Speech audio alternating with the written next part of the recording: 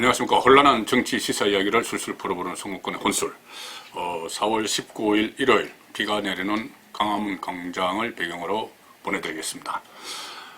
최근 들어서 총선 끝나고 나서 여러 가지 이야기들이 많이 나오고 또 새로운 이슈들이 속속 등장을 하고 있는데 그 중에서 특히 윤석열 검찰총장의 거취 문제, 그리고 검찰이 과연 그 울산시장 선거 개입 의혹이나 그 전에 해왔던 여러 가지 혐의들을 다 수사할 수 있을 것인지, 그런 문제가 지금 총선 이후에 핵심 쟁점이 되고 있습니다. 그 가운데서 최근 들어서 최강욱이라는 이름을 언론을 통해서 많이 들었을 겁니다.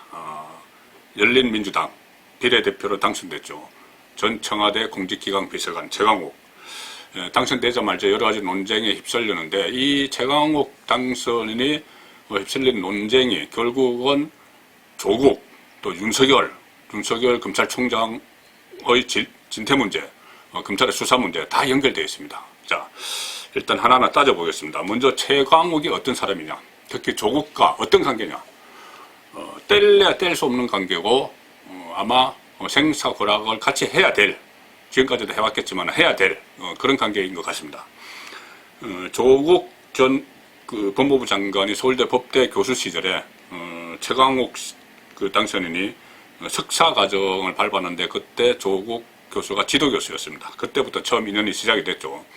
그리고 최강욱 씨가 변호사가 되고 나서 조국의 부인 정경심 씨가 가족 간에 재산 분쟁이 있었는데, 그때 변론을 맡았다고 합니다. 대리인을 맡아서 그때 다시 인연을 맺었죠. 그리고 최강욱 씨가 로펌에 근무할 때 조국의 아들이 거기서 인턴 활동을 했다. 그래서 증명서를 발급받았다. 그런데 그 증명서가 허위다. 그런 논란이 있었죠.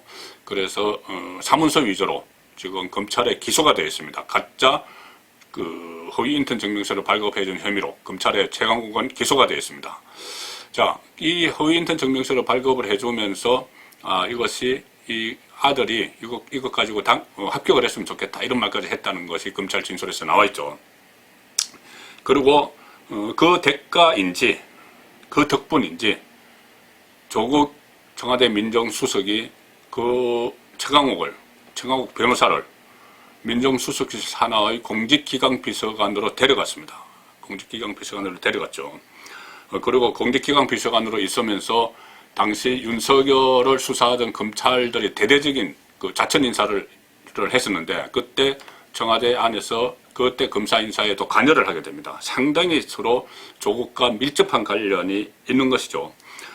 그러다가 조국을 수사하는 그 검찰을 와해시키고 공직기강 비서관으로 본인이 기소가 된 상태에서도 계속 있다가 총선이 다가오니까 그때 손혜원 의원과 정봉주 전 의원이 만들었죠. 열린민주당에 들어가서 마침내 국회의원까지 됐습니다. 뭐 임기 시작 안 됐지만 국회까지 진출을 했죠. 그래서 국회에 진출하면서 여러 가지, 또 들어가기도 전에, 임기 시작하기도 전에 여러 가지 논란을 일으키고 있는데, 자, 이 논란들이 제가 이렇게 쭉 파악을 해보니까 조국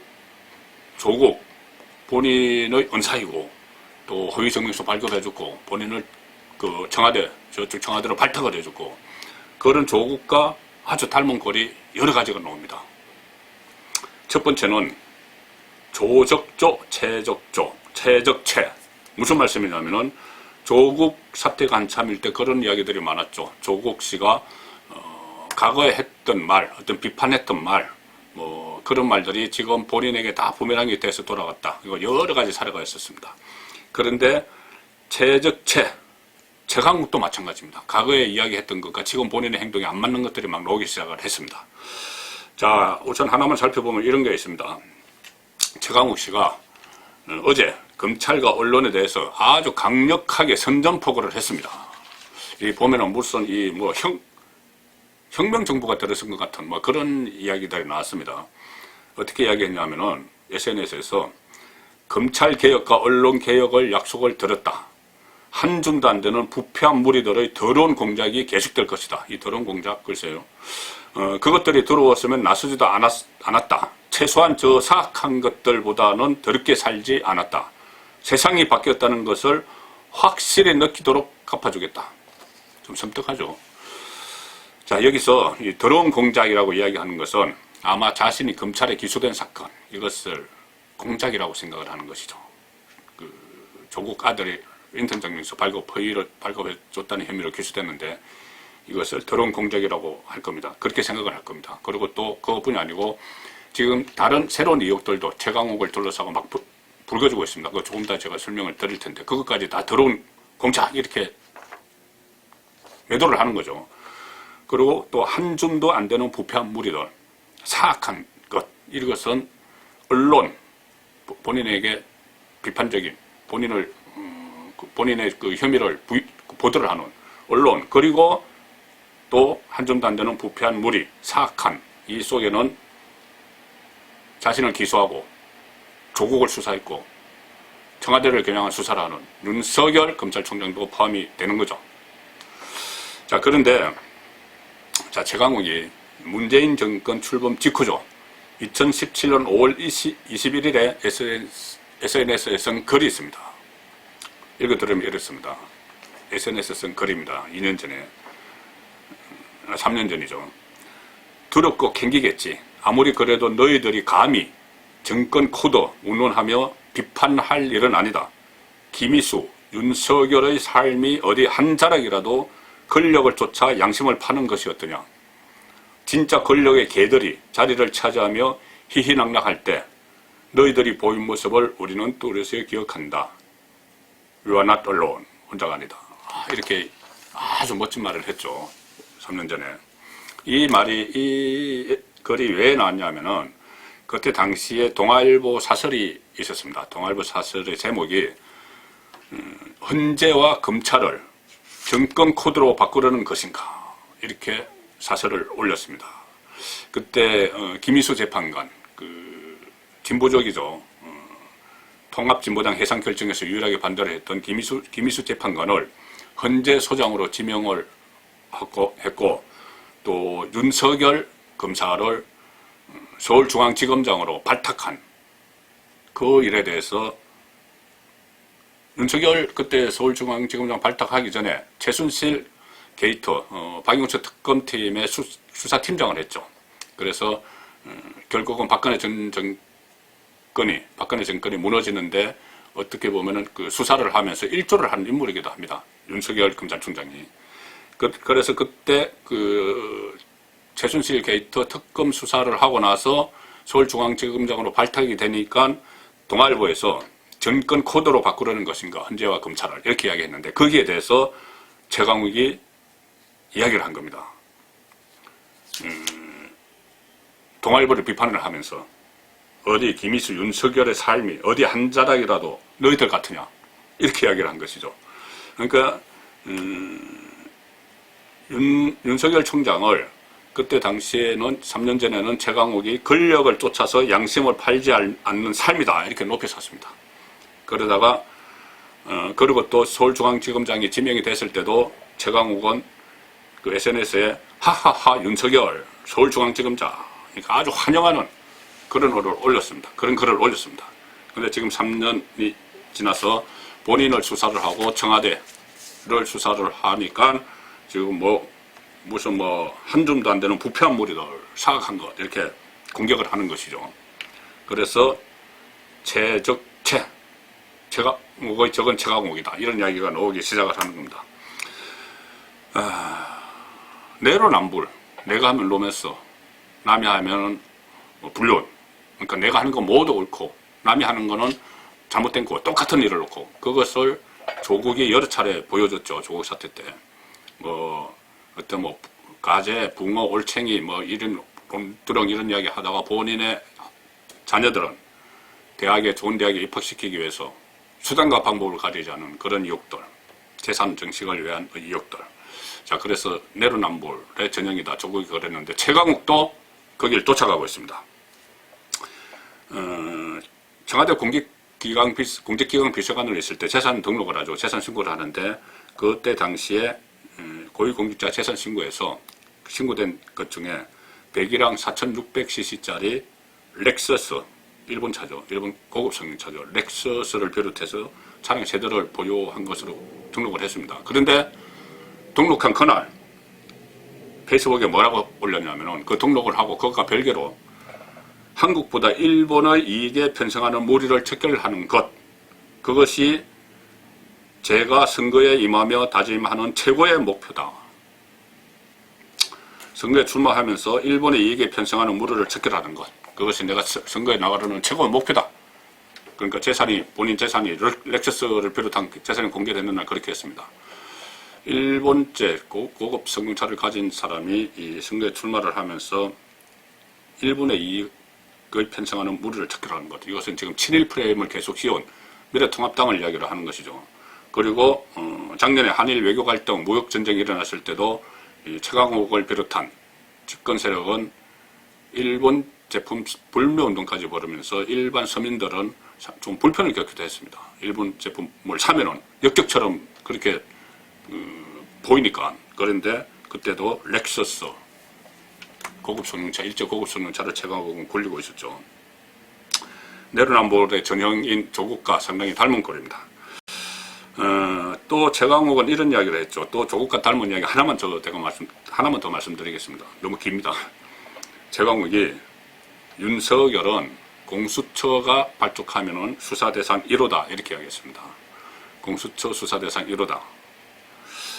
그런데 공수처 수사대상 1호면은 여러 가지 아무튼 잘못된 점이 있었다는 것이죠. 장모 이야기도 그렇고 부인 이야기도 그렇고 막 나오는데, 그렇다면 본인이 윤석열 검찰총장이 되는 과정에서 청와대 공직기강 비서관으로서 인사검증을 했습니다.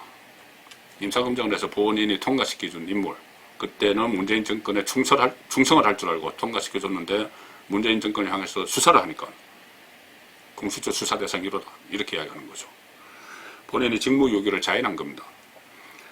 또 조국 씨가 민정수석이 된 이후에 사모펀드에 투자도 했고, 또 부인 정경심 씨가 동생 이름으로 차명 주식을 샀고 거래를 했고 보유하고 있었다 이런 의혹이 있었지 않습니까? 그래서 공직자윤리법 위반 혐의로 기소가 돼 있는데, 최강욱 씨도 공직자윤리법 위반 혐의로 고발이 되어 있습니다. 똑같죠? 비슷한 겁니다. 시민단체죠. 투기자본감시센터라는 곳에서 이 최강욱 당선자를 고발을 했습니다. 서울중앙지검에 고발을 했고, 서울중앙지검은 그 사건을 배당해서 수사검토에 들어간 건데, 어쨌든 어떤 비상장 주식 24,000주를 가지고 있는데, 그러니까 1억 2천만 원짜리, 이 1억 2천만 원짜리의 그 해당 회사가 최강욱의 동생이 대표로 있는 웹서비스 디자인 대행업체다. 이런 것도 있지만, 어쨌든 이 주식을 갖고 있는 겁니다. 청와대 공직기강 비서관이. 자, 공직자윤리법에 따르면은 청와대 비서관 같은 고위공직자는 3천만 원 이상의 주식을 보유했을 경우 해당 지분을 매각을 하거나 벽지 신탁을 한 뒤에 공직자윤리위원회에 신고를 해야 됩니다. 근데 이 부분에 대해서 신고를 했는지 안 했는지, 벽지 신탁했는지 안 했는지 아무 말 없이 사악한 무리들 이런 이야기만 한다. 그래서 참여연대 민변 소속 어떤 변호사도 거기에 대해서 상당히 비판을 했고, 청와대 공직기강 비서관이 혹시 주식 보유 승인 절차 같은 것도 몰랐던 건가? 본인이 그거 모르면서 그러면은 다른 사람들 인사 검증을 할 때 공직자윤리법에 위반 여부가 있는지 다 봤는가? 그리고 본인은 공직자윤리법 위반 소지가 있어서 지금 그 시민단체에 고발까지 당한 그런 상황이니, 이 조국 씨와 상당히 유사한 점이 많이 있습니다. 이 주식 문제도 그렇고. 또 하나 또 고발당한 게 있는데, 그 MBC에서 보도한 채널A 기자와 이철 씨, 신라젠의 전 대주주 이철 씨 간의 이 어떤 조작 혐의가 짙은 그런 그 대화 내용, 이런 것을 가지고 또 최강욱 씨가 허위 사실을 유포했다 해서 또 고발된 것도 있습니다. 자, 어쨌든 최강욱 논란은 지금부터 시작인 것 같습니다. 아마 본인이 조국을 수호하고 윤석열을 쳐내기 위해서 여러 가지 이야기를 하면서 제가 모두에 말씀드린 대로 아주 섬뜩한 무슨 혁명 정부가 들어서는 것처럼 그런 이야기도 했죠. 세상이 바뀌었다는 것을 확실히 느끼도록 갚아주겠다. 진중권 전 동양대교수는 이 말에 대해서 이렇게 이야기했습니다. 우가, 최강욱이죠. 우가 우리 국이 하고 싶은 대로 해. 하고 싶은 데 다 해봐. 뭐 정권 잡았고 총선에서 압승했으니까 하고 싶은 대로 다 해봐. 이렇게 가볍게 짐짓 가볍게 넘기는 것처럼 보이지만은 절대 그렇지 않을 겁니다. 이 말이 가볍게 받아 넘길 말이 아닙니다. 앞으로 이 조국을 지키고 정권을 계속 수호하고 장기 집권하기 위해서 가장 선결 과제가 윤석열 검찰총장을 퇴진시키는 일인데, 또 언론을 완전히 장악하는 일인데, 검찰과 언론을 완전히 장악하기 위해서 공수처도 동원하고 다 하겠다는 이야기입니다. 세상이 바뀌었다는 것을 확실히 느끼도록 갚아주겠다.